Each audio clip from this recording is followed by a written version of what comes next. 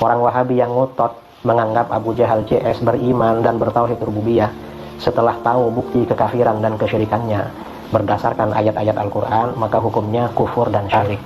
Benarkah Abu Jahal beriman dan bertauhid rububiyah sebagaimana diyakini dan dibela oleh orang-orang Wahabi? Abu Jahal katanya beriman, mukmin dan bertauhid rububiyah. Atau ulama salafi Wahabi justru sangat bodoh masalah ini? Ini yang akan kita bicarakan. Nah, dalam akidah Wahabi, Abu Jahal, Abu Lahab dan orang-orang musyrik yang seagama dengan keduanya, kata Wahabi, itu beriman dan mentauhidkan Allah dalam hal rububiyah, bahwa hanya Allah yang menciptakan, memberi rizki, memberi kehidupan, memberi kematian, mendatangkan bahaya dan manfaat. Sedikit pun mereka, Abu Jahal dan Abu Lahab, tidak syirik dalam hal keyakinan tersebut. Demikian akidah kaum Wahabi. Ini akidahnya Wahabi. Bagaimana tanggapan kita? Beberapa ayat Al-Quran berikut ini membongkar kebohongan kaum Wahabi tersebut. Ayat pertama, Allah Subhanahu wa ta'ala berfirman, "Wattakhadhu min dunillahi alihatan liyakunu lahum 'izza." Maryam ayat 81. Dan mereka, orang-orang musyrik, mengambil sembahan-sembahan selain Allah agar sembahan itu menjadi pelindung bagi mereka.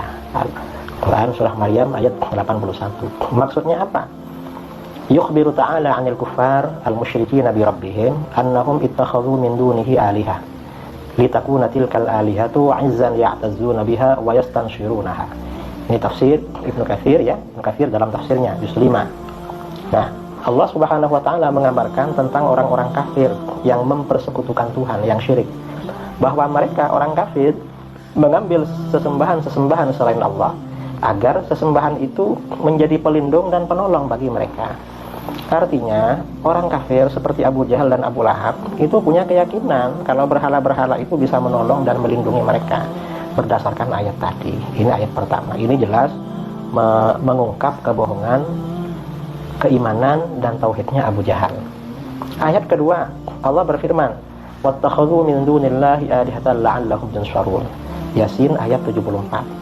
Mereka, orang-orang musyrik, mengambil sesembahan-sesembahan selain Allah agar mereka mendapat pertolongan. Maksudnya bagaimana?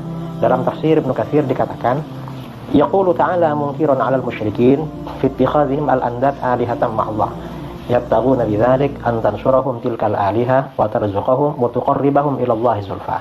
Tafsir Ibnu Katsir.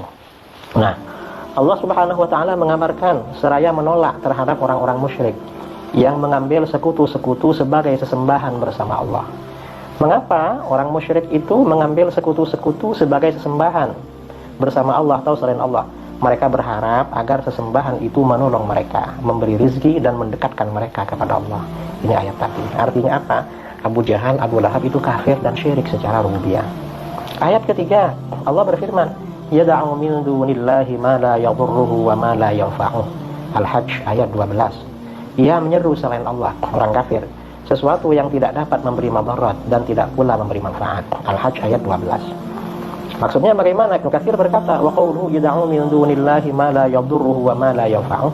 Ay minal asnam wal andad yastaghithu biha wa yastanshiruha wa yastarzuquha wa hiya la tanfa'uhu wa la tadurru. Tafsir Ibnu Katsir. Maksudnya, ia menyeru selain Allah, yaitu berhala-berhala dan sekutu-sekutu, seraya meminta pertolongan, bantuan dan meminta rizki. Padahal berhala dan sekutu itu tidak memberi manfaat dan tidak pula memberi madarat. Ini ayat ketiga. Kemudian ayat keempat, wa yukhawwifunaka billadzina min duni. Az-Zumar 36. Dan mereka mempertakuti atau menakut-nakuti kamu dengan sesembahan-sesembahan selain Allah. Maksudnya bagaimana?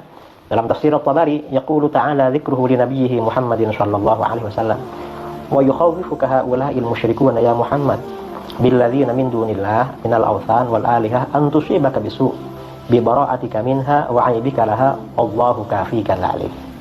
Allah Subhanahu wa taala berfirman kepada Nabi Muhammad sallallahu alaihi wasallam bahwa orang-orang musyrik itu menakut-nakuti kamu hai Muhammad dengan mereka selain Allah, yaitu sesembahan-sesembahan dan berhala-berhala, bahwa berhala dan sesembahan selain Allah itu akan menimpakan keburukan kepadamu sebab perlepasan dirimu darinya, sebab kamu melepaskan diri dari berhala itu dan celaanmu kepadanya, dan Allah yang maha mencukupimu darinya.